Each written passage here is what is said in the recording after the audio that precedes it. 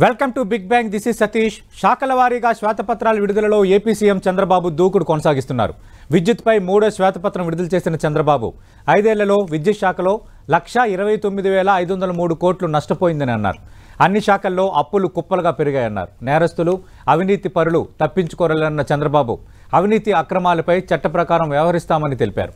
రాష్ట్రంలో నిధుల లోటు ఉన్నా ఇసుక ఉచితంగానే ఇస్తున్నామని, దీన్ని కూడా కొందరు రాజకీయం చేస్తున్నారని ముఖ్యమంత్రి విమర్శించారు. మరోవైపు టీడీపీ ఆఫీసుపై దాడి కేసులో సజ్జల రామకృష్ణారెడ్డి అలాగే మాజీ ఎమ్మెల్యే ఆర్కే దేవినేని అవినాష్ ముందస్తు బెయిల్ పిటిషన్ దాఖలు చేశారు. ఈ పిటిషన్లపై ఇవాళ ఏపీ హైకోర్టులో చర్చ జరగనుంది. చంద్రబాబు వైట్ పేపర్, వైసీపీ నేతల బెయిల్ పిటిషన్లతో ఏపీ పాలిటిక్స్ మళ్ళీ కొంత హీట్ ఎక్కుతున్నట్టుగా కనిపిస్తోంది. ఈ అంశంపై మన బిగ్ బ్యాంగ్ డిబేట్లో మాట్లాడబోతున్నాం. చర్చలో పాల్గొంటున్నారు అధికార తెలుగుదేశం పార్టీ నుంచి ఆ పార్టీ రాష్ట్ర ప్రధాన కార్యదర్శి మాజీ ఎమ్మెల్సీ చంగలరాయుడు గారు తిరుపతి నుంచి లైవ్లో పాల్గొంటున్నారు. ప్రస్తుతం 10 టీవీ స్టూడియోలో ఉన్నారు వైఎస్ఆర్ కాంగ్రెస్ పార్టీ నుంచి ఆ పార్టీ రాష్ట్ర కార్యదర్శి అధికార ప్రతినిధిగా ఉన్న వెంకటరెడ్డి గారు. వెంకటరెడ్డి గారు, మనం చూసాం నిన్నటిది మూడో శ్వేతపత్రం. అంతకుముందు పోలవరం, అమరావతి, నిన్న విద్యుత్కి సంబంధించి ఏ స్థాయిలో నష్టం కలిగించారో ఆ అంశాన్ని ముఖ్యమంత్రి పవర్ పాయింట్ ప్రజెంటేషన్ ద్వారా వివరించే ప్రయత్నం చేశారు. అదొక అంశం. అలాగే మొత్తం అప్పులు కుప్పగా మార్చేశారు. అసలు ఎక్కడ చూసినా నిధులు లేవు, చాలా ఆర్థికపరమైన ఇబ్బందులు ఉన్నా ఉచిత ఇసుక విధానాన్ని మేము అమలుపరుస్తున్నాము, అలాగే ప్రజలకు ఏం కావాలో అది చేసే ఆలోచన చేస్తున్నామని నిన్న ముఖ్యమంత్రి కొన్ని కామెంట్స్ చేశారు. ముందు దానిపై మీ స్పందన ఏంటి? సతీష్ గారు, ముందుగా మీకు ప్యానల్లో ఉన్న చంగలరాయుడు గారికి, 10 టీవీ ప్రేక్షకులందరికీ నమస్కారాలు. Very good morning. Good morning అండి. ఇప్పుడు తను ఏమీ చేయలేను, నేను ఇంకా నిస్సహాయ స్థితిలో ఉన్నాను, సో గడిచిన ప్రభుత్వం మీద బురదేసేస్తే సరిపోతుంది కదా అనేటటువంటి చందంగా చంద్రబాబు నాయుడు గారు వచ్చిన మొదటి రోజు నుంచి ఈ రోజు వరకు ఆయన శ్వేతపత్రాల పేరుతో విడుదల చేస్తున్నటువంటి ఆ అబద్ధపు పత్రాలు క్లియర్గా కనపడతా ఉన్నాయి. ఇప్పుడు మేము అప్పులు చేసామని అన్నారు కదా, గడిచిన ప్రభుత్వంలో 2014లో ఏదైతే వారసత్వంగా ఎంత అప్పు ఉంది, 14 నుంచి 19 దాకా ఆయన ఎంత అప్పు చేశాడు, 19 నుంచి 24 దాకా మేము ఎంత అప్పు చేసాం, ఆయన అప్పులకు వడ్డీ ఎంత కట్టాడు, మేము అప్పులకు వడ్డీ ఎంత కట్టాం, ఇప్పుడు ఆయన ఎంత చేశాడు వచ్చిన ఏదైతే ఈ 4 రోజుల్లో అనేది శ్వేతపత్రం రూపంలో క్లియర్గా మెన్షన్ చేస్తే అప్పుడు మేధావులకు కానీ, మీరు కానీ, నేను కానీ ఎవరైనా కూడా నిజంగా మేము తప్పు చేసామా ఆయన తప్పు చేశాడో క్లియర్గా అర్థం అవుతుంది. ఎక్కడన్నా శ్వేతపత్రంలో ఉందా అప్పుల మీద కానీ, లేదంటే మీరు అన్నట్టు పోలవరానికి సంబంధించిన దాంట్లో కానీ, లేదంటే ఇప్పుడు మీరు అన్నట్టుగా విద్యుత్ బకాయిలకు సంబంధించింది, అంటే నిన్న మాట్లాడినటువంటి విద్యుత్ బకాయిల అంశమే తీసుకుందాము. ఈ విద్యుత్ దానికి సంబంధించి చంద్రబాబు నాయుడు గారు అధికారం చేపట్టేటప్పటికి 29,551 కోట్లు వారసత్వంగా విద్యుత్తుకు సంబంధించినటువంటి బకాయిలు మనకున్నాయి. అది విద్యుత్ రంగ రుణాలు కావచ్చు, డిస్కంల విద్యుత్ కొనుగోలుకు సంబంధించి కావచ్చు, రెండింటికి కలిపి వారసత్వంగా ఎంత ఉంది? 29,551 కోట్లు ఉంది సతీష్ గారు. చంద్రబాబు నాయుడు గారు ఆ 29,551 కోట్ల నుంచి 86,215 కోట్లు తీసుకుని వెళ్ళాడు. ఎందుకు మీకు తెలుసు? పవర్ ప్రాజెక్ట్ పీపీఏల వల్ల రాష్ట్రం ఎంత నష్టపోయిందో చంద్రబాబు నాయుడు గారి అనాలోచిత నిర్ణయాల వల్ల అనేది మీ అందరికీ తెలుసు. అంటే 29,000 నుంచి 86,000 కోట్లకి తీసుకొని వెళ్ళిన తర్వాత ఇప్పుడు 86,000 నుంచి మేము వచ్చినాక అది 1,22,000 కోట్లు అయింది. అంటే మేము చేసింది ఎంత? 36,302 కోట్లు 5 సంవత్సరాల్లో. చంద్రబాబు నాయుడు గారు చేసింది 5 సంవత్సరాల్లో ఎంత? 56,663 కోట్లు. మరి ఎవరు? నేను ముఖ్యమంత్రి చేసిన కామెంట్ మనం చూస్తే విద్యుత్ శాఖలో 1,29,503 కోట్లు నష్టపోయింది గత 5 ఏళ్లలో. ఆయన నిన్న ఎట్లా ఇప్పుడు విద్యుత్ రంగానికి సంబంధించిన ఉన్న బకాయిలే మొత్తం 1,22,518 కోట్లు ఉన్నాయి. ఉన్న బకాయిలే అది. దాంట్లో నేను చెప్పాను చంద్రబాబు నాయుడు గారు 56,663 కోట్లు చేశాడు. వారసత్వంగా 29,550 కోట్లు వచ్చింది. మేము 36,302 కోట్లు చేసాం. నిన్నగాక మొన్న మీరు తెలంగాణ ముఖ్యమంత్రి గారి దగ్గరికి వెళ్ళి అసలు ఏం సమావేశం జరిగిందో ఇద్దరు ముఖ్యమంత్రులు వచ్చి ప్రెస్ మీట్ పెట్టలా. కానీ 7,300 మంత్రులు పెట్టారు కదా బట్టి విక్రమార్క. దాంట్లో కూడా విద్యుత్ బకాయిలు ఎవరు ఇవ్వాలి? కాదు సార్, విద్యుత్ బకాయిలు తెలంగాణ నుంచి మన రాష్ట్రానికి రావాలి. 7,300 కోట్లు చంద్రబాబు నాయుడు గారి ప్రభుత్వం ఉన్నప్పుడే ఇక్కడ జెన్కో నుంచి వాళ్ళకి సప్లై చేస్తున్నాం తెలంగాణకి, ఏది ఆంధ్రప్రదేశ్ నుంచి. ఆ బకాయిలు చంద్రబాబు నాయుడు గారి ప్రభుత్వంలోనే వసూలు చేయాలి. కానీ మేము వచ్చిన తర్వాత ఆ వసూలుకు సంబంధించిన దాంట్లో మేము కోర్టుల దాకా వెళ్ళాం, కోర్టులో స్టేలు తెచ్చుకుంటే అసలు ఏపీఏ ఇవ్వాలని కదా తెలంగాణ చెప్తుంది. తెలంగాణ డిస్కమ్ అదే నిన్న చర్చల రూపంలో నిన్న లేదంటే అసలు ఇవ్వాల్సిన పని లేదు. 21,000 కోట్లు ఇవ్వాలి, మీరు అడుగుతున్న బకాయిలు తీసేస్తే 14,000 కోట్లు ఏపీ నుంచే రావాలి. ఎక్కడ ఇవ్వాలో వాళ్ళు చెప్పాలి కదా. ఇప్పుడు మేము దాన్ని క్లియర్ గా కోర్టులోకి వెళ్ళాం. కేంద్ర ప్రభుత్వం కూడా ఆల్రెడీ ఇమ్మని చెప్పింది తెలంగాణ ప్రభుత్వం, లేదు మీరు ఆంధ్రాకి ఇవ్వాలి. ఆ రోజు మేము చెప్పామనే మీరు విద్యుత్ ఆంధ్రప్రదేశ్ ప్రభుత్వం ఇచ్చింది, సో మీరు ఇవ్వాలని చెప్పి కేంద్ర ప్రభుత్వం కూడా తెలంగాణ ప్రభుత్వానికి చెప్పింది. అయినా ఇవ్వలేదు. ఇప్పుడు మీ శిష్యుడే కదా అక్కడ ముఖ్యమంత్రిగా ఉంది, మరి 7,300 కోట్లు వసూలు చేసి తీసుకురావాలి కదా. సో ఇవన్నీ లేకుండా ఏదో జగన్మోహన్ రెడ్డి గారి ప్రభుత్వం మీద బురదేసేద్దాం, ఎందుకంటే ఇప్పుడు నువ్వు చాలా సమర్థుడివి, చాలా నువ్వు తెలియగలవాడివి, సంపద సృష్టికర్తవి, అసలు ఈ అప్పులు నుంచి మొత్తం బయటపడేస్తానని చెప్పి నిండదాకా ప్రగల్భాలు బలికి వచ్చినటువంటి 21 రోజుల్లో మీరు చేసినటువంటి అప్పు 7,000 కోట్లు. 21 రోజుల్లో అంటే గంటకు 13 కోట్ల రూపాయలు అప్పు చేశారు 21 రోజుల్లో. మళ్ళీ నేను ఈ తర్వాత జరిగినటువంటి పరిణామాలు ఇంకా చెప్పట్లేదు. సో కేవలం మొట్టమొదటి 21 రోజుల్లోనే 7,000 కోట్ల అప్పు, అంటే గంటకు 13 కోట్లు అప్పు చేసి మీరు ఏం సంపద సృష్టించారు? మళ్ళీ మీరు మేము అప్పులు చేసాము మా దాని మీద పడి ఆడవటం కాకపోతే క్లియర్ గా ఇదిగోండి నేను ఇంత ఉంది 14 to 19 నేను ఇంత చేశా, ఎంత వడ్డీ కట్టా. మేము చెబుతున్నాం సార్ 1,41,000 కోట్లు అసలు వడ్డీ మేము చెల్లించాం. చంద్రబాబు నాయుడు గారు ప్రభుత్వం చేసినటువంటి అప్పులకు కావచ్చు, అంతకుముందు వారసత్వంగా వచ్చినటువంటి అప్పులకు సంబంధించి కావచ్చు, 1,40,000 కోట్లు అసలు వడ్డీ చెల్లించాం. సో ఇది క్లియర్. అసలు అప్పు ఎంత? 4,47,000 కోట్లు నార్మల్ అప్పు. మామూలు ఏది మిగిలిన కార్పొరేషన్ అప్పు ఒక 3 లక్షల కోట్ల దాకా ఉండి, అంటే 7 లక్షల కోట్లు ఏది గడిచిన ప్రభుత్వాల నుంచి మొత్తం వచ్చినటువంటి అప్పు. దాన్ని వీళ్ళు తప్పులు తడక 13 లక్షల కోట్లు 12 లక్షల కోట్లు ఇష్టం ఉన్నట్టు ప్రచారం చేసి రాజకీయంగా లబ్ధి పొంది ఈ రోజు మీరేం సమాధానం చెప్తారు చెప్పండి? ఇదిగో మేము ఇంత తీరుస్తున్నాం, ఈ విధంగా సంపద సృష్టిస్తాము. చంగలరాయుడు గారు, అంటే ఈ శ్వేతపత్రాలు అన్ని విడుదల చేస్తున్నారు, అప్పులపై కూడా శ్వేతపత్రం విడుదల చేస్తే ఫ్యాక్ట్స్ అన్ని బయటకు వస్తాయి. ప్రతిసారి మేము అప్పులు చేసేస్తాం అంటున్నారు. 2014 నాటికి ఉన్న అప్పులు, 2014-19 మధ్యలో ఉన్న అప్పులు, ఇవన్నీ కూడా క్యారీ ఫార్వర్డ్ అవుతున్నాయి. గత 5 ఏళ్లలో గత ప్రభుత్వం అంటే 2014 నుంచి 19 ఉన్న ప్రభుత్వం చేసిన అప్పులకు సంబంధించి మేము 1,41,000 కోట్లు అసలు ప్లస్ వడ్డీ కట్టాము. మళ్ళీ వచ్చిన ఈ ఇంక నెల రోజులు కూడా కాలేదు, దాదాపు భారీ స్థాయిలోనే అప్పులు చేశారని వైసీపీ ఆరోపిస్తోంది. ఇంకో 10,000 కోట్లు టెంట్కి వెళ్ళారు ఆల్రెడీ. సార్ నమస్కారం. నమస్తే సార్ చంగలరాయుడు గారు. చర్చలో పాల్గొన్నటువంటి నాయకులకు, టెన్ టీవీ ప్రేక్షకులకు అందరికీ నమస్కారం. నమస్తే సార్. సార్, అప్పు చేసి ఆస్తులు పెంచడం అనేది ఒక తరహా, అప్పులు చేసుకుంటూ అప్పుల పాలు చేయటం రెండో తరహా. అప్పులు చేసి ఆస్తులు పెంచేదానికి మొట్టమొదటిది సరే దీనికి ఎనర్జీకంతా పెట్టుబడులు అవసరం. ఈ పెట్టుబడులు అది థర్మల్ రూపంలో కావచ్చు, హైడల్ రూపంలో కావచ్చు, సోలార్ రూపంలో కావచ్చు, ఎన్నో రకాలుగా చీప్గా ఎలక్ట్రిసిటీ ప్రొడ్యూస్ అయ్యేది హైడల్ వల్ల, నీటి వల్ల, కాస్ట్లీ బొగ్గు వల్ల. ఇవన్నీ మా మిత్రులకు తెలియకుండా పోదు. అన్నిటికన్నా చీప్ అయ్యేది సోలార్ను పీపీఎల్ను రద్దు చేసినటువంటి ఘనత జగన్మోహన్ రెడ్డి గారి ప్రభుత్వానికి. ఈరోజు 1,29,699 కోట్ల రూపాయలు అప్పులు ఉన్నటువంటి విషయాన్ని మా మిత్రులకు తెలుసు. బొగ్గు సప్లై చేసినటువంటి వాళ్ళకు మీరు ఎంత బాకీ పడ్డారు? మీరు 4 రకాల సర్ఛార్జ్, ట్రూ ఆఫ్ ఛార్జెస్ అని, ఇంధన సర్ఛార్జ్ అని, సర్ఛార్జ్ మీద సర్ఛార్జ్ అని చెప్పేసి 4-5 రకాలుగా బాధుడు వేశారు. 9 సార్లు వేశారు. అయినా కూడా ప్రొడక్షన్లో మేము దిగిపోయే నాటికి సర్ప్లస్ ఎనర్జీని ప్రొడ్యూస్ చేసిన రాష్ట్రంలో ఆంధ్రప్రదేశ్ నెంబర్ 1 స్థానంలో ఉండింది. ఇప్పుడు ఏ స్థాయిలో ఉన్నాం? నో డౌట్ ఎనర్జీ కన్జంప్షన్ బాగా పెరిగిపోయింది. ఇప్పుడు కార్లు, జీబులు, ట్రక్కులు కూడా ఎనర్జీ ద్వారానే నడుపబడుతున్నాయి. దానికి తగినటువంటి ప్రొడక్షన్ తేలేకపోయినాం. మనం అధికారంలోకి వస్తానే గవర్నమెంట్ వెంచర్ను క్లోజ్ చేయించి ప్రైవేటు ఎంచర్ ద్వారా పవర్ తెచ్చుకున్నాం. రాయలసీమ పవర్ థర్మల్ స్టేషన్ ఉందండి మనకు ఎర్రగుంట్ల దగ్గర. 6 యూనిట్లు ఉంటే దాన్ని 6 యూనిట్లకు నుంచి 12 యూనిట్లు పెంచితే 10 యూనిట్లు క్లోజ్ చేసేసారు. ఎక్కడన్నా క్లోజ్ చేస్తారండి? గవర్నమెంట్ క్లోజ్ చేసి ప్రైవేట్ వాళ్ళ దగ్గర పవర్ కొన్నారు మీరు. ఇది కాదా? దీని మీద డీటెయిల్కు మనం థర్మల్కి వెళ్దాం. ఎక్కడొచ్చింది పవర్ జనరేషన్? ఎక్కడ పవర్ ఖర్చు ఎక్కడ వస్తున్నది? సార్, ప్రొడక్షన్కు కన్జంప్షన్కు మధ్యలో ఆడికాడికి సరిపోతుంది. మనం మినిమం టారిఫ్ వేసుకుంటా పోతూ ఉంటే ప్రొడక్షన్ కాస్ట్ పెరిగేట్టుగా చేశారు మీరు. బొగ్గును మేము ఉన్నప్పుడు ఏ రేట్తో కొన్నాం, మీరు ఎప్పుడు ఎంత కొన్నారు, బొగ్గు సప్లై చేసిన వాళ్ళకి మీరు ఎంత డబ్బు కట్టారు, మేము ఎంత డబ్బు కట్టాం, ఈ డీటెయిల్కి వెళ్ళండి సార్.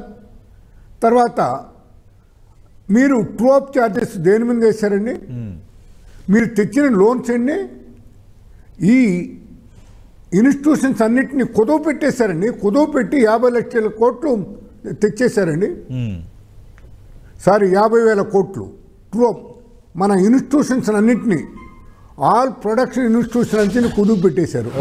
కుదువు పెట్టి డబ్బు తెచ్చారు. డబ్బు పెడితే సార్ ఒక నిజం, స్వర్గీయ ఎన్టీ రామారావు గారు ఆర్టీపీపీ ఇచ్చినప్పుడు మేము 7 సంవత్సరాల లోపల అప్పు కడతామని చెప్పి బ్యాంకర్స్తో అగ్రిమెంట్లోకి వచ్చి 6 సంవత్సరాలు డబ్బు కట్టేశారండి. 6,000 కోట్ల రూపాయలు డబ్బులు కట్టేశారు. అంటే ఆ విధంగా స్పీడ్ చేస్తే మీరు అధికారంలో వస్తేనే ఆర్టీపీపీని క్లోజ్ చేసేశారు. ఓన్లీ 2 యూనిట్లు పనిచేయగా మీరు చేశారు. ప్రొడక్షన్ ఏమో తగ్గించారు. ప్రైవేట్ వాళ్ళ దగ్గర మీరు పవర్ కొన్నారు. ఆ ప్రైవేట్ పవర్ యూనిట్స్ అన్ని మీ వైసీపీ వాళ్ళే, స్వయానా మీ నాయకుడు జగన్మోహన్ రెడ్డిదే. ఇవన్నీ నిజాలు కదా. గవర్నమెంట్ యూనిట్స్ ని ఎట్లా క్లోజ్ చేస్తారు, ప్రైవేట్ ని ఎక్కడ ఎంకరేజ్ చేస్తారు. ఇప్పుడు హైడల్ అన్నారు. శ్రీశైలంలో నీళ్లు లేకుండా ఉంటే హైడల్ రాదు. శ్రీశైలంలో నీళ్లు లేనప్పుడు నువ్వు కొనుక్కో. ఇక్కడ థర్మల్ నువ్వు ఎట్లా క్లోజ్ చేస్తావండి, ఎందుకు క్లోజ్ చేయాల్సి వచ్చింది గవర్నమెంట్ యూనిట్ ను? ట్రోప్ చార్జెస్ ఎవరి ఖాతాల నుంచి వస్తుంది, గవర్నమెంట్ ఖాతాలోకి వస్తుందా? ఫ్యూయల్ సర్చార్జ్ ఎవరి ఖాతాలోకి వస్తుంది, గవర్నమెంట్ ఛార్జీలోకి వస్తుందా? సార్ ఒక చిన్న ఎగ్జాంపుల్, మాకు కోడూరు గ్రామ పంచాయతీ ఉంది సార్. 15 కోట్ల రూపాయలు బాకీ పడ్డారు. 15 కోట్ల రూపాయలు కట్టి ఎలక్ట్రిక్ డిపార్ట్మెంట్కు కట్టారండి. ఒక గ్రామ పంచాయతీ 5 ఏళ్లలో. ఆడ ఏలింది ఊరు మీరే. పంచాయతీలో పన్ను కట్టరు, మున్సిపాలిటీలో ఎలక్ట్రిసిటీ బిల్లు కట్టరు, మీరు మీ ఇళ్లకు మీ బంగ్లాలకు కట్టరు.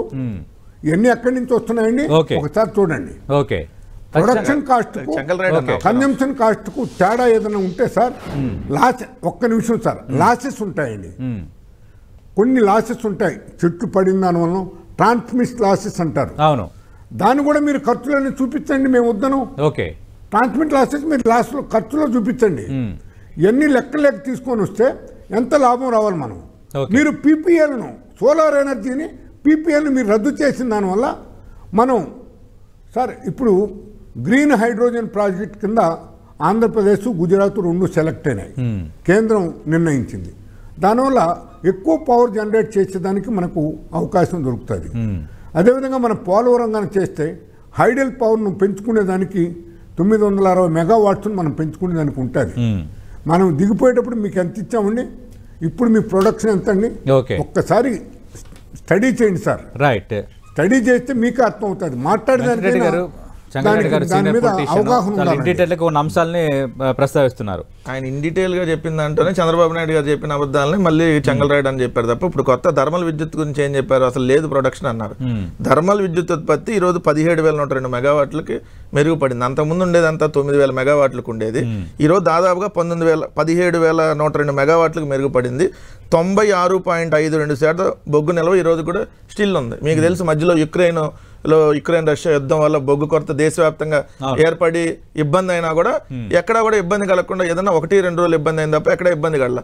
రెండోది, మేము సౌర విద్యుత్ సంబంధించి ఒప్పందం ఎవరితో కుదుర్చుకున్నాం, సెకీతో కుదుర్చుకున్నాం. అంటే ఎవరికి కేంద్ర సోలార్ ఎనర్జీ కార్పొరేషన్ ఆఫ్ ఇండియాతో కుదుర్చుకొని ₹2.49 ఈరోజు ఉచిత విద్యుత్తుని 9 గంటలు ఇచ్చేటటువంటి కార్యక్రమం రాష్ట్ర ప్రభుత్వం చేస్తా ఉంది. మీరున్నప్పుడు పవర్ ప్రాజెక్ట్ అగ్రిమెంట్లు అనేది పెద్ద డొల్ల, వాళ్ళందరికీ దోచిపెట్టే కార్యక్రమం అని చెప్పి మీరు రద్దు చేస్తే దాని మీద నానా రాద్ధాంతం చేసి కోర్టులకు వెళ్ళి లేదు అదే డబ్బులతో అంత రేట్లకే ఖచ్చితంగా కొనాలి, ₹2.5 లభ్యమేదైనా ₹5.5 మీరు అగ్రిమెంట్లు చేసుకున్న దాన్ని కొనాలని చెప్పి ఒత్తిడి చేయించి కోర్టుల ద్వారా కూడా చేసి రాష్ట్ర ప్రభుత్వానికి నష్టం కలిగించింది. 5 ఏళ్లలో రాష్ట్ర ప్రభుత్వం నష్టం కలిగించింది మీరు. తర్వాత మళ్ళీ దిగిపోయినాక మేము రద్దు చేస్తే దాని మీద కూడా మళ్ళీ కోర్టుల దాకా వెళ్ళి దాని మీద నానా యాగి చేసింది మీరు కాదా నేను అడుగుతున్నా. రెండో అంశం వచ్చేటప్పటికి ఈ రోజు అంతకుముందు ఉన్నటువంటి ప్రొడక్షన్ కంటే ఈ రోజు మెరుగ్గా ఉంది. నేనంటుంది మీరు ఇన్ని అప్పులు చేశారు, నేను వాస్తవ లెక్కలు చెప్పాను. మా హయాంలో ఎంత జరిగింది, మీ హయాంలో ఎంత జరిగింది ఇది చెప్పా. శ్వేతపత్రంలో ఇది కదా రిలీజ్ చేయాల్సింది. మేము దిగిపోయాం సార్, ఇప్పుడు మీరు అధికారంలోకి వచ్చారు, ఏం చేస్తారో చెప్పండి. అమ్మో వాళ్ళంతా అప్పులు చేసి వెళ్ళారు, నాకు చేత కావట్లేదు, అంటే శాఖల వారీగా శ్వేతపత్రాలు విడుదల చేస్తున్నారు కదా. దీనికి సార్ ఉపయోగం మరో 4 శ్వేతపత్రాలు విడుదల కావాల్సి ఉంది. మన పోలవరం, అమరావతి విద్యుత్ 14 నుంచి 19 దాకా చూసినటువంటి పరిపాలన ఏదైతే ఉందో దాన్ని మించి అబద్ధాలు నడుస్తామని తప్ప దానికి 2.0 వర్షన్ నడుస్తుంది తప్ప కొత్తగా ఏముందంటారు. నేను ఇప్పుడు అంతకుముందు సోమవారం పోలవరం 2 రోజులు 2 నెలల్లో కంప్లీట్ చేస్తాం, 2 నెలల్లో కంప్లీట్ చేస్తాం. మీరు మీ వివరణలు ఇచ్చారు, మా ప్రభుత్వం ఇట్లా చేసిందని. గత 5 ఏళ్లలో 32,166 కోట్ల విద్యుత్ ఛార్జీల భారం ప్రజలపై పడిందని నిన్న ముఖ్యమంత్రి చంద్రబాబు ఆరోపించారు. ఎక్కడ ఏ జిల్లాలో ఎంత పడిందా లేదా సార్? ఇప్పుడు విద్యుత్ ఛార్జీలు కొంత పెరిగేటటువంటి మాట వాస్తవం. ఎందుకు పెరుగుతాయి? అంతకుముందు మీరు ఈ పవర్ ప్రాజెక్ట్ అగ్రిమెంట్లు చేసి విద్యుత్ సంస్థలకు బకాయిలు ఉన్నప్పుడు మీరు ఆ ఛార్జీలు, ఆ సర్ఛార్జీలు అన్ని, ఆ ట్రూ అప్ ఛార్జీలు ఇవన్నీ ఏదైతే ఉన్నాయో దాన్ని మీరు చివరి ఎన్నికలు పెరిగాయి, దాదాపు 3 రెట్లు పెరిగాయి. ఎక్కడ పెరిగింది సార్? ఒక చేత్తో ఇచ్చి ఇంకో చేత్తో ఇలాంటి విద్యుత్ ఛార్జీలు పెంచడం మీరు అన్నట్టుగా నిన్న రోజు 2-3 రోజుల నుంచి సోషల్ మీడియాలో చూస్తున్నాం. 8వ తారీఖు నుంచి ఉచిత ఇసుక విధానం అన్నట్టు ఇట్లానే ఉంటది. అమ్మో జగన్మోహన్ రెడ్డి గారు వస్తే ఇసుక అంతా పెద్దగా అంత జనాలను ఎత్తిన భారం వేసాడు అన్నారు. ఇప్పుడు వీళ్ళు వచ్చినాక ఎంత ఎత్తున్నారు చూసారు కదా. సో మేము ఉచిత ఇంత ఆర్థికపరమైన ఇబ్బందులు ఉన్నా కూడా నేను ఉచిత ఇసుక విధానాన్ని అమలు పరుస్తున్నాను, దీన్ని కూడా కొంత రాజకీయం చేస్తున్నారని నేను ముఖ్యమంత్రి మరో ఆరోపణ చేశారు. మైసూర్ బోండాలో మైసూర్ ఉండదు, అదే నేతి బీరకాయలో నేతి ఉండదు అన్నట్టుగా ఉచిత ఇసుక విధానంలో ఉచితం అనేది ఉండదు ఆంధ్రప్రదేశ్ లో. ఇది పెద్ద వింత అనమాట. వాళ్ళు ఉచిత పెద్ద బోర్డు పెడతారు సార్, పెద్ద బ్యానర్ కడతారు, 20 టన్నుల నూతన ఉచిత ఇసుక విధానం కింద చిన్నగా రాస్తారు. టన్నుకి 1320 లేదా టన్నుకి 570 బుట్టగా, అది కూడా పెద్దగా పెట్టొచ్చుగా. అంటే ఆ రోజు ఆ పాలసీలోనే వాళ్ళ కండిషన్ పెట్టారు, ఇసుక ఉచితం.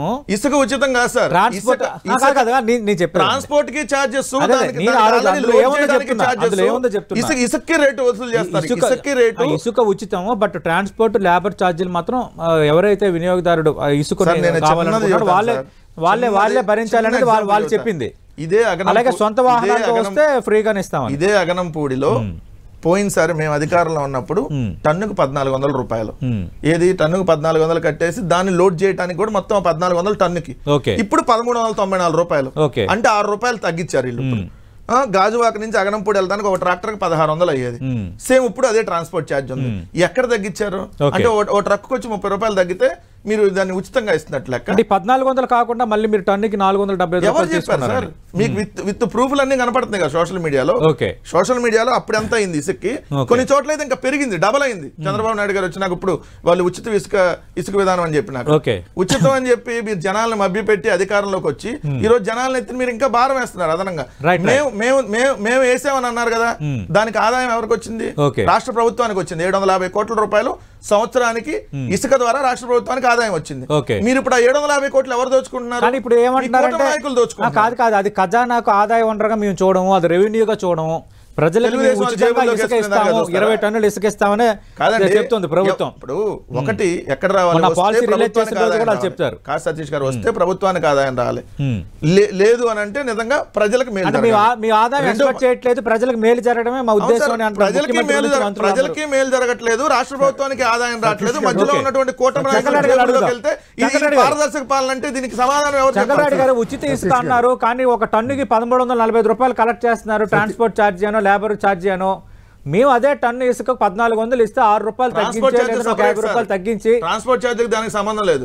ట్రాన్స్పోర్ట్ మీరు లారీ తీసుకొని వస్తే దానికి సపరేట్, వాళ్ళకి ఎన్ని కిలోమీటర్లు ఉంటే వాళ్ళకి సపరేట్ ఛార్జ్ వాళ్ళు కట్టుకుంటారు. దీని మీద క్లారిటీ ఇవ్వండి సార్ మీరు. గత ప్రభుత్వం కంటే మీ ఇసుక విధానం ఎంతవరకు బెస్ట్? ఇప్పుడు వాళ్ళు చేస్తున్న ఆరోపణలు మీద సమాధానం ఏంటి? ఉచితంగా ఇసుక అంటే ఇసుక ఇవ్వటం, లేబర్ ఛార్జీలు ట్రాన్స్పోర్టేషన్ 1345 రూపాయల, లేదంటే టన్ను ఇసుకకి మొత్తం కలిపి 1345 రూపాయల? ఈ డిస్కషన్ 2 రోజుల నుంచి జరుగుతుంది. నేను ముఖ్యమంత్రి కూడా స్పందించారు దీని మీద. సార్ ఇప్పుడు చెప్పండి. పవర్ ప్రజెంటేషన్ వేరు, శాండ్ పాలసీ వేరు. పవర్ మీద మనం డిస్కషన్ చేస్తున్నాం. పవర్ ఏ విధంగా ఉత్పత్తి అవుతున్నది, దానికి సర్ఛార్జీలు ఎన్ని వచ్చాయి, ఎంత అప్పులు అయిపోయినాయి, ఎంత బాకీలో ఉన్నాం, ఎన్నిసార్లు పెంచారు, దీని మీద మనం డీటెయిల్ డిస్కషన్లోకి వచ్చాం. సరే, ఆయన శాండ్ గురించి మిమ్మల్ని బోల్తా కొట్టించాడు, ప్రజలను బోల్తా కొట్టించాడు. రివర్ బెడ్ లో నుంచి ఇసుకని రివర్ చెప్తాను సార్, రివర్ బెడ్ లో ఇసుక తీసుకుపోయేదాన్ని ఇంతవరకు రివర్లోంచి ఇసుక తీసుకెళ్లేదాన్ని ఇంతవరకు నిర్ణయించలేదు. రివర్లో ఇసుక తీసుకుపోవడం లేదు. మీరు స్టాక్ యార్డ్లో పెట్టారు. మీరు స్టాక్ యార్డ్లో అది తోలిన దానికి అయిన ఖర్చు 1400 రూపాయలని చెప్పారు. ఏమండి 3 కిలోమీటర్ల దూరంలో ఇసుకని మీరు డంప్ చేస్తే దానికి 1400 అవుతుందా? ఖజానా నుంచి మీరు డబ్బు ఖర్చు పెట్టారు. ఏదైతే మీరు డబ్బు ఖర్చు పెట్టారో దాన్ని తిరిగి వాళ్ళ దగ్గర తీసుకుంటున్నారు. మేము పెట్ట ఖర్చు డంపే మీరు 7,750 కోట్ల రూపాయలు అక్కడ ఇసుక పెట్టారు. అంత లేదు కూడా, లెక్కలు చూపించేశారు, డబ్బులు డ్రా చేసుకున్నారు. తీరా మరి ఇసుక ఎత్తితే చెంగల్రాయుడు గారు ఒక్క నిమిషం, మేము ఆల్రెడీ దాదాపుగా 80 లక్షల టన్నులు ఇసుకను చేసి పెట్టారు. మీరు ఇప్పుడు వర్షాకాలం వస్తుంది కాబట్టి ఒక్క నిమిషం అన్న, వర్షాకాలం వస్తుంది కాబట్టి ప్రజలకు ఇబ్బంది కలగకూడదని చెప్పి 80 లక్షల టన్నులు ఇసుకని మేము నిల్వ చేసి పెట్టాం. కానీ ఇప్పుడు ఇంకొకటి ఏంటంటే 35 లక్షల టన్నులు దోచేశారు ఈ 4 రోజుల్లో. అదే నిన్న ఏపీ ప్రభుత్వం చెప్పిన లెక్క 45 లక్షల టన్నులు 80 లక్షల టన్నులు అఫీషియల్ రికార్డ్ 20 లక్షల టన్నులు. మేము అధికారం నుంచి దిగిపోయే సమయానికి చంద్రబాబు నాయుడు గారు ఇంకా ప్రమాణ స్వీకారం చేయక ముందుకే 80 లక్షల టన్నులు ఉంది. దాంట్లో 35 లక్షల టన్నులు జనసేన తెలుగుదేశం కూటమిలు ఎత్తుకెళ్ళిపోయారు. ఎత్తుకెళ్ళిపోయి మాయం చేసి ఇప్పుడు ఆ 35 లక్షల టన్నుల సంగతి వదిలేశారు.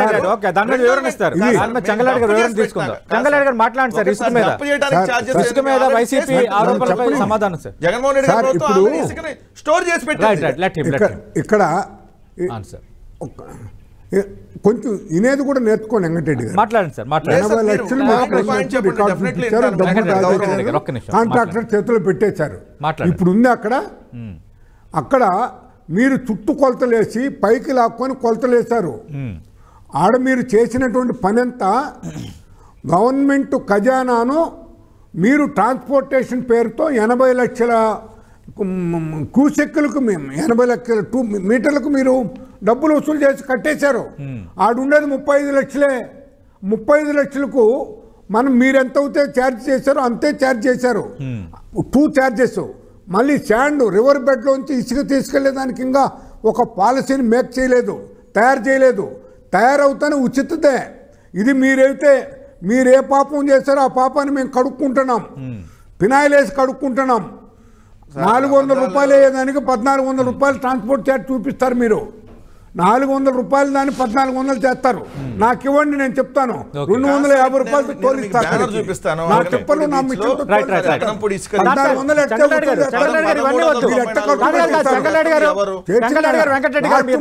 డబ్బులు ఎందుకు వచ్చు అంత ఖర్చు పెడతారు. ఇవన్నీ వద్దు. ఇప్పుడు మీరు ఇస్తున్న ఈ రేట్లు అయితే ఏమవుతున్నాయో ఆ రేట్లు కంపారిజన్ వైఎస్ఆర్ కాంగ్రెస్ పార్టీ తెస్తుంది కాబట్టి వాళ్ళు గతంలో ఎంత తీసుకున్నారో ఒక టన్ను ఇసుకకి మీరు ఎంత తీసుకుంటున్నారు, వాళ్ళతో పోల్చుకుంటే మీ ఇసుక పాలసీ ఎంతవరకు మెరుగైనది, ఎంతవరకు మేలైంది, అది ఒక ప్రేక్షకులకు అర్థమయ్యేటట్టుగా బ్రీఫ్గా చెప్పండి సార్. రివర్ బెడ్లో నుంచి ఇసుకను బయటకు తీసుకొచ్చేటప్పటికి సామాన్యుడికి అందుబాటులో ఉండే విధంగా ఫ్రీ ఇసుకే. ప్రభుత్వం వచ్చి ఇంకా రేపు 12వ తారీఖు నాటికి నెల అవుతుంది. నెల రోజుల నుంచి ఇసుక లేదు జనానికి. వాళ్ళు తోలి పెట్టున్నారు కదా కుప్పలుగా. 80 లక్షల టన్నులు అని చెప్పారు కదా. 80 లక్షల టన్నులు 35 లక్షలు కూడా లేదు. దానికి వాళ్ళు ఎంత వసూలు చేశారో, ఖజానాకి ఎంత డబ్బు కట్టారో, టు మీట్ ఎమర్జెన్సీ నీడ్స్ ఆ డబ్బులే మనకు వసూలు అవుతున్నాయి. బయటికి తోలింది మీకు ఎత్తిస్తారని కాదు మేము చెప్పింది. రివర్ బెడ్లో మీరు ఇసుక తీసుకెళ్తే ఫ్రీ. మీరు ప్రజల సొత్తును మీరు ఖర్చు పెట్టించి గవర్నమెంట్ ట్రెజరీ ద్వారా బొగ్గు సప్లై చేసినోడికి ఇవ్వలా. వినండి వెంకటరెడ్డి గారు, నేను బొగ్గు సప్లై చేసినోడికి ఇవ్వలా, ఇసుక సప్లై చేసినోడికి బిల్లు ఇచ్చేసారు. 440 రూపాయలు అన్నది ఏంటి? 100కి 100 రూపాయలు ఉచితం. 100కి 100 రూపాయలు రివర్ బెడ్లోంచి రివర్లో తీసుకెళ్ళిన ఇసుక ఫ్రీ. బయట తోలింది ఆ ట్రాన్స్పోర్ట్ ఛార్జీను ఈ మహానుభావులు 1400 రూపాయలు వేస్తారండి నెత్తిన. 250 రూపాయలు అవుతుందండి. అంత దూరం పెడితే మహా అంటే 400 అవుతుందండి.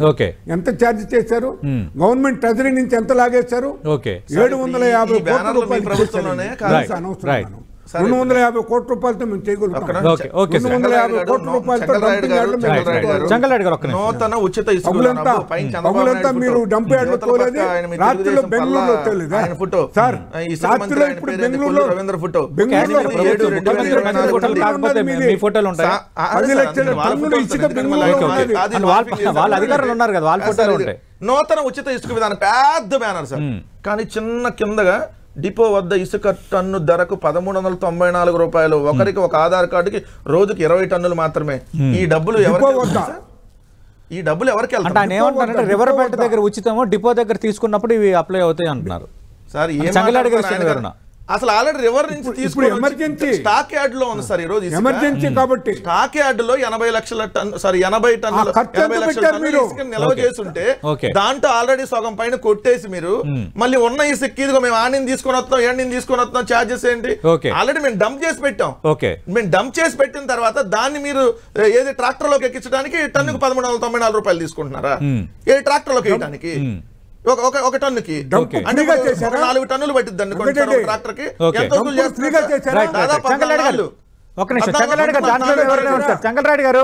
చంగలరాయుడు గారు ఉచితం 100% ఫ్రీ అంటున్నారు, మరి 1345 రూపాయలు ఏంటి అన్నది వైఎస్ఆర్ కాంగ్రెస్ పార్టీ అడుగుతుంది. సార్ వాళ్ళకి అర్థం కాలేదేమో సార్, మాకు అర్థం అవుతుంది సార్, ప్రజలకు కూడా అర్థం అవుతుంది. 14 to 19 మాట్లాడండి. 250 రూపాయలతో తోలిస్తా నేను. వాళ్ళు దేనికి తోలిస్తారు? ఒక్క నిమిషం కాదండి, నేను తోలిస్తాను. ఈ డబ్బులు నా టిప్పర్ల మిషన్ తో పెట్టి తోలిస్తా. ఎక్కడ పగులంతా మీరు డంప్ యార్డ్లో తోలినారు, రాత్రిలో బెంగళూరు, చెన్నై, హైదరాబాద్ కు తోలినారు. 10 లక్షల మెట్రిక్ టన్ పాలసీలో ఉన్నదండి బెంగళూరు. ఉచితం అంటే టన్నుకి 300, టన్నుకి 1300 వసూలు చేయడం ఉచిత విధానం. డిస్కషన్ నడుస్తుంది, ఇంకా నడిచే అవకాశాలు కూడా ఉన్నాయి. వెంకటరెడ్డి గారు చర్చను ముగించే ముందు ఒక బ్రీఫ్గా ఒక ఇష్యూ. ఆల్రెడీ టీడీపీ ఆఫీస్పై దాడి కేసులో మీ పార్టీకి సంబంధించిన నేతలు మంగళగిరి మాజీ ఎమ్మెల్యే ఆర్కే, అలాగే దేవినేని అవినాష్ మీ పార్టీ నేత, మీ పార్టీ సీనియర్ నేత సజ్జల రామకృష్ణారెడ్డి ముందస్తు బెయిల్ పిటిషన్ దాఖలు చేశారు. ఈరోజు అది విచారణ కూడా రాబోతుంది. అంటే ఎందుకు మీరు ముందుగానే ఎందుకు ఈ విషయంలో అంటే తొందరపడుతున్నారు? సార్ తొందరపట్టలేదు, వాళ్ళు ఆల్రెడీ దాంట్లో ఆందోళన పడుతున్నారు. సజ్జల రామకృష్ణారెడ్డి గారిని, తలసిల రఘురామ్ గారిని, లేల అప్పిరెడ్డి గారిని, అట్లా దేవినేని అవినాష్ గారిని వాళ్ళ పేర్లు పెట్టి వాళ్ళని ఆల్రెడీ అరెస్ట్ చేయాలనేటువంటి ఆలోచనతో ఏదైతే ఇప్పుడు ఉన్నటువంటి చంద్రబాబు నాయుడు గారి ప్రభుత్వం ఉందనేది వాస్తవం. కానీ అంతకుముందు తెలుగుదేశం పార్టీ ఆఫీస్ మీద దాడి జరిగినప్పుడు మా ప్రభుత్వ హయాంలోనే 70 మంది మీద కేసులు పెట్టి వాళ్ళలో దాదాపు 32 మంది 33 మంది అరెస్ట్ చేస్తే దాని తర్వాత కొన్ని రోజుల తర్వాత వాళ్ళకి రిమాండ్ వేశారు, తర్వాత బెయిల్ వచ్చింది. సో ఆ ఇష్యూ నడుస్తా ఉంది. కానీ అటాక్ చేశారు కదా, వైసీపీ ప్రోత్సాహం లేదంటారు, వైసీపీ ధైర్యం లేకుండానే వాళ్ళు టీడీపీ ఆఫీస్ మీద అటాక్ చేస్తారా? నో, వైసీపీ అభిమానులు ఉన్నారనేటటువంటి అంటే ఆ సీసీ ఫుటేజ్ చూస్తే వాళ్ళు 70 మందిని అంటే వాళ్ళందరూ మీరు చెప్తున్న ఈ పేర్ల అనుచరులని టీడీపీ ప్రభుత్వం అందరూ జగన్మోహన్ రెడ్డి గారు అనుచరులని జగన్మోహన్ రెడ్డి గారిని వీళ్ళందరూ జగన్మోహన్ రెడ్డి గారి పార్టీ కదా, వైఎస్ఆర్ కాంగ్రెస్ పార్టీ అభిమానులు వీళ్ళందరూ జగన్మోహన్ రెడ్డి గారి అభిమాని కాబట్టి జగన్మోహన్ రెడ్డి గారు జయించారని చెప్పి జగన్మోహన్ రెడ్డి గారి పేరు పెట్టినా కూడా ఆశ్చర్యం లేదు. ఎందుకంటే వాళ్ళు దేనికైనా తెగబడతారు, తప్పుడు కేసులు పెట్టి ఏదో మమ్మల్ని భయభ్రాంతులకు గురి చేయాలని చూస్తున్నారు. ఈ కేసులకు భయపడే వాళ్ళు వైఎస్ఆర్ కాంగ్రెస్ పార్టీలో ఎవరో లేరు. మీరు పెట్టే దాని మీద మేము న్యాయపరంగానే వెళ్తాము, హైకోర్టు కాదు సుప్రీం కోర్టు దాకా వెళ్తాం. మీరు చేసేటటువంటి ప్రతి కార్యక్రమం, ఎందుకంటే మొన్న మీరు పార్టీ ఆఫీసులు అక్రమంగా కొలిస్తే మేము కోర్టుకి వెళ్ళాం, కోర్టు స్టే ఇచ్చింది, మీరు కోల్చడానికి వీల్లేదని చెప్పి. సో అట్లానే మేము ప్రతిదానికి ఇప్పుడు మీరు ఆల్రెడీ అక్రమ కేసులు పెడుతున్నారు, ప్రతి చోట జరుగుతుంది ఇష్యూ ఒకటి. బట్ డైరెక్ట్ గా పార్టీ కార్యాలయంపై మా హయాంలో జరిగిన మేము వాళ్ళని అరెస్టులు చేసాం, తర్వాత బెయిల్ అనేది న్యాయపరంగా వచ్చింది ఎవరికైనా, ఎక్కడ కూడా వివక్ష చూపించలేదు. చంద్రబాబు గారు చర్చను ముగించే ముందు టీడీపీ ఆఫీస్ పై దాడి కేసులో లేనిపోని పేర్లు చేస్తున్నారు, ఎవరైతే అటాక్ చేశారో అప్పుడే మేము 70 మంది మీద కేసులు పెట్టాము, కొన్ని అరెస్టులు కూడా జరిగాయి అంటున్నారు వెంకటరెడ్డి గారు. దీని మీద సమాధానం చెప్తే ముగిద్దాం డిబేట్ని. టీడీపీ ఆఫీస్ మీద దాడి చేసిన విషయాన్ని ఇప్పటికైనా మన వెంకటరెడ్డి గారు ఒప్పుకున్న దానికి ఆయనకి డబుల్ థ్యాంక్స్ అండి. అధికారంలో లేని పార్టీ మీద అటాక్ చేసే సంస్కృతి సంస్కారం ఎవరు నేర్పించారు మీకు? ఎవరు నేర్పించారండి? అంటే అప్పుడే తెలుగుదేశం 70 మంది పార్టీ కేసులు కార్యాలయం, పెట్టాము, ప్రతిపక్ష కొందరు పార్టీ అరెస్టులు చేశాము. కార్యాలయం. అలాగే మీరు దాన్ని ఆరోపిస్తున్న ఈ గౌరవించాల్సినటువంటి వ్యక్తులు సజ్జల రామకృష్ణారెడ్డి, మాజీ ఎమ్మెల్యే ఆర్కే, అలాగే దేవినేని అవినాష్ వీళ్ళ అనుచరులని కావాలని రాజకీయం చేస్తున్నారు. వాళ్ళు వీళ్ళ అనుచరులని అన్నదానికి గ్యారంటీ ఏంటి? దీని వెనక కుట్రకోణం ఉందంటున్నారు వైసీపీ నేతలు. మీరు సంస్కృతుల గురించి మాట్లాడుతున్నారు చంద్రబాబు గారు. రోజు ఇప్పుడు జరుగుతుంది నేను వేరే ప్రశ్న అడిగాను సార్. ఇన్వెస్టిగేషన్ సార్, ఇన్వెస్టిగేషన్ అనేది డిపార్ట్మెంట్ ఆఫ్ పోలీస్ చూసే పని. మీరేం చేశారు? 70 మంది పేర్లు మీరు పెట్టారు. దాదాపు 500 మంది దాంట్లో పార్టిసిపెంట్స్ ఉన్నారు. ఆ ఫుటేజ్ అంతా తీసుకున్నారు.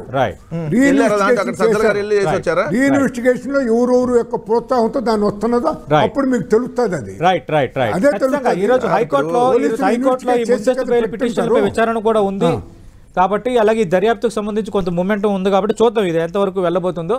థ్యాంక్ యూ చంగలరెడ్డి గారు, థ్యాంక్ యూ వెంకటరెడ్డి గారు. మనం చూస్తున్నాం ఆంధ్రప్రదేశ్లో రాజకీయం పూర్తిగా హీట్ ఎక్కింది. ఇటు విద్యుత్పై శ్వేతపత్రం, అలాగే ఇసుకపై టీడీపీ వైసీపీ మధ్య మాటలు యుద్ధం, అలాగే టీడీపీ ఆఫీస్పై దాడికి సంబంధించి ముందస్తు బెయిల్ పిటిషన్లకు వైఎస్ఆర్ కాంగ్రెస్ పార్టీ నేతలు వెళ్ళటం, మీరు హైకోర్టులో విచారణ ఉండడం, అది కూడా కొంచెం హీట్ ఎక్కుతున్న కేసుగానే కనిపిస్తోంది. ఏదేమైనా మళ్ళీ ఏపీలో రాజకీయం నువ్వనేనట్టుగా ఉండబోతుంది. చూద్దాం దీని ఇంపాక్ట్స్ ఎలా ఉండబోతున్నాయో. ఇది వాటి బిగ్ బ్యాంగ్ డిబేట్.